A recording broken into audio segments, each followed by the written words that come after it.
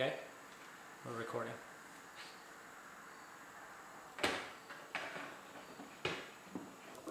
This is Gunnar. You might not recognize him because he used to be a cute baby. Now he's a gross teenage baby. Thanks, Dad. No problem, Gunnar. Gunnar is 16 years old, and he's heading off to Stratton Mountain School for this year, which is exciting for his parents. We're going to talk about Madshus skis, and I've asked Gunnar here to join me because he is the family Madshus racer. He's been racing on Madshus skis ever since Per Vik, the marketing and racing director, sponsored him when he was, how old were you, like 9? I think 10. Maybe. He was young. But yeah, he's been very dedicated to Madshus ever since, and we have some archival video of Gunnar marketing some Madshus materials. It's pretty good stuff, actually. He was a good marketer when he was younger. Hello, I'm Gunnar Caldwell, and today I am going to show you the difference between the regular old Madshus ski, which is still pretty good, to the new white ski. At this point, we're excited because we're introducing a new product line, and we have a lot of information to cover. Some of that will be covered in subsequent videos. So this is going to be just the high points of Redline 3.0. The red skis back there are Redline 3.0 skis. So are all the white skis here that look like 2.0 skis. All of these are skis that Gunnar raced on last year that we took from special productions in the race department using the 3.0 materials, designs, and features. They were made for Helene Foss's home to test. And Gunnar was able to get some of the material from those batches and used it a lot last year. And so he's going to fill in some of the blanks for us in terms of skier experience. We're going to really quickly go through some of the changes. What hasn't changed from Redline 2.0, well, this is 3.0, but it looks like 2.0, so I'm pointing at it as though it is 2.0. Redline 2.0 to Redline 3.0, the geometry of the ski is unchanged. The basic shape of the object is the same. The molds haven't changed. What that means is that the side cut is the same, the material thickness profile is the same, and that's it. Pretty much everything else is different. The basic production method is the same. What has changed is internally there have been reinforcing laminates added and sort of an unexpected level of material stiffening that ended up being really, really good as they tested the limits of the design that they had in the geometry. Which means they take these 2.0 skis and they start stacking them up with laminates in a prototyping process, and the skis get better and better. This came into focus back in Seefeld World Championships when they delivered the first added laminate skis, and Holland took the first 2 pairs that they produced for racing and used them as his A ski and B ski in the 50K that he won solo. They were very, very good skis, really good, right out of the bat. Those got adopted by all the World Cup racers right away that season and were all that got raced on last season. They also changed the grooves.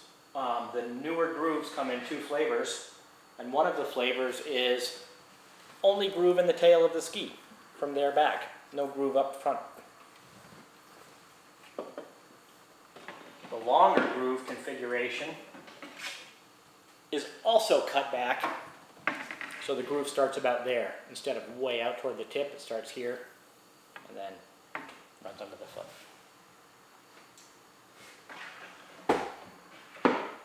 Finally, the cambers have been refined pretty dramatically, and more than refined, the production has been built around the most successful cambers, absolutely. So instead of trying to produce the skis to a specific flex value or something like that, they are very intent on producing the skis to specific reference cambers. As such, some of the flexes have elevated because the cambers that are fast with these new laminates measure really stiff, and for that reason, they've taken a lot of the flex values that are normally printed on the skis and removed them because they're a little alarming. But the skis are easy to use and they're quite good. what's your experience been, Gunnar? How did these skis work last year? They work great, yeah. So I think I raced on these every single race of the season last year that I did. Yeah, your old skis weren't as good. weren't as good. Yeah. You also grew. You started the season last year at a whopping 37 kilos? 37 kilos. Those classic skis are 40s. I could kick them. We need to talk about that. Sometimes. That's remarkable. 37 kilo skier, 40 kilo N-Flex classic ski, and you were using them in hard wax. Yep.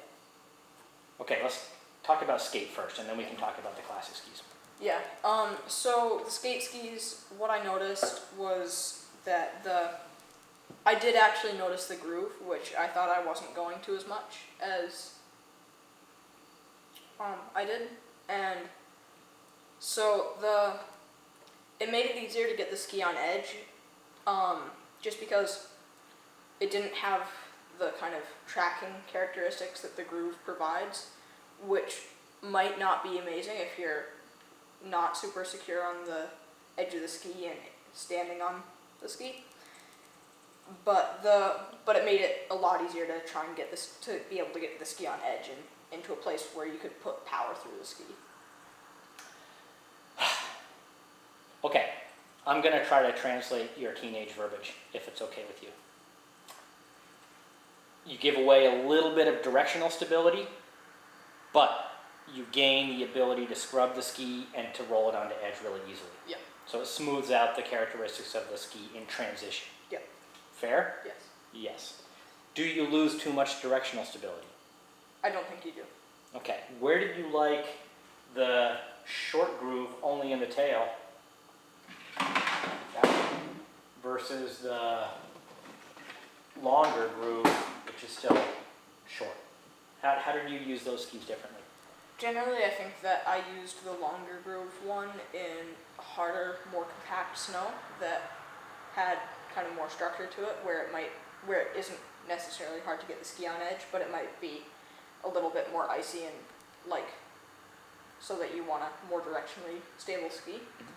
And I liked the short groove only in the tail ski when it came to softer snow conditions, where it was a little bit more of a challenge to get the ski on edge, and it was fine to give up some of the directional stability because of the inherent stability built into a long, skinny object. Sure. And to be fair, we picked the camber characteristics of the longer groove ski for icier, harder snow. It's a stiffer ski, it's snappier, and the shorter groove we selected to be a little better in softer snow. Yep. But they lined up pretty well. They Yeah. behaved as anticipated. What was your favorite pair of skis? Which one did you like skiing on the most? I feel like I skied on that B42 a lot. Uh-huh. That TG12 was, the ski with the TG12 though was really good. I feel like I used that in about 60% of. And that's the skate longer races. groove ski. Yeah. But it was also a year where we had a lot of semi-transformed snow. You remember we were skiing classic on clister mixes just all the time, like our fancy hard wax clister mix. Yeah. I think we saw a lot of those conditions. Yeah, that's true. How about the warm ski? How did that one go? That one was good, but I feel like it was kind of only good for warm ski, Mm-hmm. or for warm conditions in sloppier, wetter snow. I feel like it really stood out in those conditions and was pretty good, but I don't feel like it would have been very competitive in harder, icier, colder conditions, which is fair because it's a. And that's the camber also. It Yeah. it rests low, it rolls in, fairly focused pressure distributions, normal tip and tail splay for warm conditions. So yeah, it looks like a warm ski as well. So basically everything was working more or less the way we expected. Yep. They were all better than last year's skis, fairly significantly, Yeah. and it worked out. Yeah. Great. And how did you feel compared to the competition? It's hard to measure yourself when you're 37 kilos racing against people who are 60 to 70 kilos. Yeah, well, I feel like I always had some of the faster I feel like I had fast skis in most races, which might be down to your excellent waxing. It could be down to my Ability. excellent wax. It probably has a lot to do with my outstanding waxing. Not to mention ski selection and preparation, grinding. That's true, yeah. I am one of the most privileged kids in the field, but, That's the truth. yeah, so. let's talk about the classic skis. Yep. So in the spring of 2019, they started adding laminates to the classic skis based on the success of the added laminates in the skate skis. Yep. And this changed the skis materially a lot. Yep. All of a sudden, the flex values got very high, and the skis somehow got easier to kick as long as the high point in the camber configuration was right. And so they really committed to producing these things for racing. And this ski was produced as a warm ski for clister conditions. We picked a cold ski for you in the normal traditional construction and camber. Yep. How often did you race on that one? I don't think I did. Never. No, that was a 182 also, right? It was a little shorter, but you were 37 kilos. Yeah, I never used that ski, I think, outside of testing it early season.